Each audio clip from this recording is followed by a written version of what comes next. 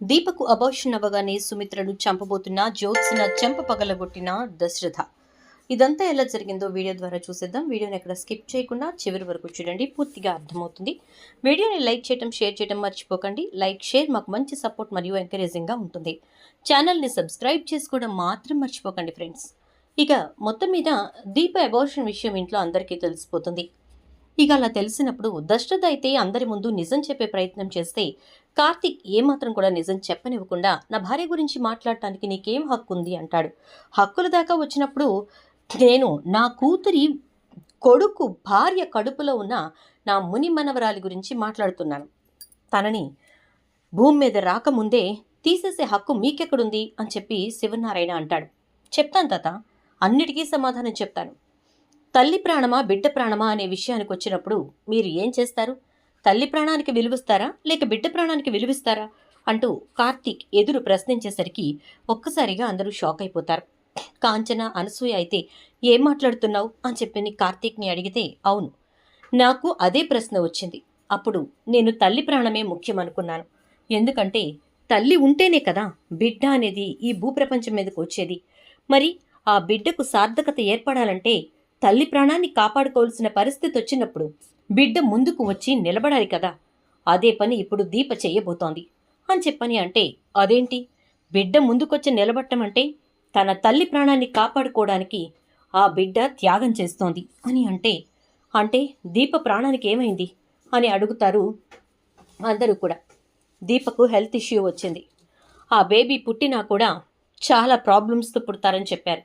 అందుకోసమే ఆ బిడ్డని భూమి మీదకు తీసుకొచ్చి వాణ్ణి బాధ పెట్టే కంటే ఆ బిడ్డను ఇప్పుడే తన కడుపులో ఉండగానే తీసేయటం మంచిదనిపించింది. పోనీ అలా బేబీ పెరుగుతూ ఉంటే దీపకేమైనా బాగుంటుందా అంటే దీప ఆరోగ్య పరిస్థితి కూడా క్షీణిస్తుందని చెప్పారు. బిడ్డని కనే వరకు కూడా దీప ఉంటుందో లేదో తెలీదని చెప్పారు అని కార్తీక్ అబద్ధం ఆడతాడు. దాంతో అందరూ కూడా ఒక్కసారిగా ఇక ఏం చేయాలో అర్థం కాక, సరే అయితే ఆ పని చెయ్యి, తీయించేసే అని చెప్పని అంటారు అందరూ కలిసి. ఇంకొక మాట, ఇది తీయించిన తర్వాత దీప మళ్ళీ బిడ్డని కనగలుగుతుందో లేదో కూడా మనకు తెలియని పరిస్థితి. ఎందుకంటే ఈ అబార్షన్ వల్ల దీప గర్భసంచికి కూడా ఇబ్బంది కలిగేటటువంటి అవకాశం ఉంది అంటాడు. పోనీలేరా, నీకో భార్య అంటూ ఉంటుంది కదా, నీవు జీవితానికి అదే ఇక అన్నీ అనుకుందాం, శౌర్యే మనకు అన్నీ అనుకుందాం అని చెప్పేసేసి అంటుంది కాంచన. దాంతో ఇక కార్తీక్ అయితే చాలా ధైర్యంగా హారిక దగ్గరకు వెళ్తాడు. జ్యోత్స్నకి ఇక్కడ పారిజాతం చెప్పిన మాటతో నిద్ర పట్టక హారికను కలవడానికి వెళ్తుంది. వెళ్లేసరికి అక్కడ మొత్తం విషయం తెలుసుకుంటుంది. దీప ఇప్పుడు బోన్ మ్యారో ఇవ్వడం కోసమే అబార్షన్ చేయించుకుంటోందని, కాకపోతే ఇంట్లో వాళ్ళకి అలా చెప్పలేదని, ఇది ఇలాగే ఉంచండి అని ఇక్కడ దీప అబార్షన్ అయిపోయింది అని చెప్పి అక్కడ నర్స్కి డబ్బులు ఇచ్చి కన్ఫర్మ్ చేసుకున్న తర్వాత ఇక్కడ సుమిత్రను చంపే ప్రయత్నం మొదలు పెడుతుంది. ఇంట్లో సుమిత్రను చంపబోతూ ఉంటే, సుమిత్ర ఎందుకే నన్ను చంపుతున్నావంటే, ఎందుకంటే నువ్వు నా కన్న తల్లివి కాదు కాబట్టి, నీకు బోన్ మ్యారో ఇచ్చే పరిస్థితి వచ్చినప్పుడే నా విషయం బయట పడబోతోంది కాబట్టి, నీకు బోన్ మ్యారో ఇవ్వడం కోసం నీ కూతురు కడుపులో ఉన్న బిడ్డను కూడా త్యాగం చేసేసింది. ఇక ఇప్పుడు నువ్వు చచ్చిపోయావనుకో, అటు బిడ్డను త్యాగం చేసి ఉపయోగం లేక ఇటు కన్న తల్లిగా నువ్వు మిగలక దీప కుమిలి కుమిలి ఏడుస్తూ ఉంటే అప్పుడు నాకు సంతోషంగా ఉంటుంది. అసలు ఇదంతా జరగడానికి కారణం నువ్వే కదా, చావు నువ్వు అని చెప్పి పీక నులిమేస్తూ ఉంటుంది సుమిత్రది. దాంతో అప్పుడు దశరథ అంటే ఇంట్లో ఎవరూ లేరనుకుని ఈ పని చేస్తూ ఉంటుంది.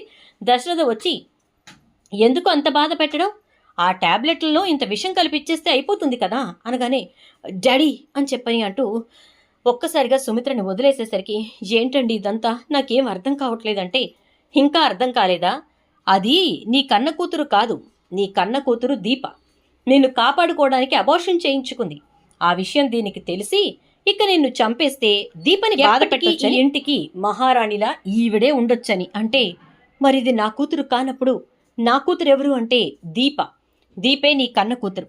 అదే తన బిడ్డని త్యాగం చేసి నీకు బోన్ మ్యారో ఇవ్వడానికి సిద్ధపడింది. కానీ నిన్ను చంపేస్తే అసలు నిజం బయటకు రాకుండానూ ఉంటుంది, అటు నీకు దీపకు మధ్య ఎప్పటికీ విరోధం కుదురుతుంది అనుకుంటుంది. అంటే ఇక అప్పుడు జ్యోత్స్న వంక చూస్తూ, మరి ఇదెవరు అంటే, ఇది దాసు కూతురు. ఇదంతా చేసింది ఎవరో తెలుసా, మీ ప్రియమైన అత్తగారు పారిజాతం గారు అని చెప్పని అనేసరికి ఇక సుమిత్ర ఒక్కసారిగా షాక్ అయిపోతుంది. ఇక దశరథ గబగబా వచ్చి జ్యోత్స్న చెంప చెళ్ళున పగలగొట్టి, ఛీ రాక్షసి అంటూ సుమిత్రను దగ్గరకు తీసుకుని, చూడు సుమిత్ర, దీపే నీ కన్న కూతురు. మొదట్నుంచి నిన్ను దీపే కాపాడుకుంటోంది, ఇప్పుడు కూడా దీప కాపాడుకుంటుంది అంటాడు. వీడియో నచ్చితే లైక్ చేసి షేర్ చేయండి అండ్ ఛానల్ సబ్స్క్రైబ్ చేయటం మర్చిపోండి.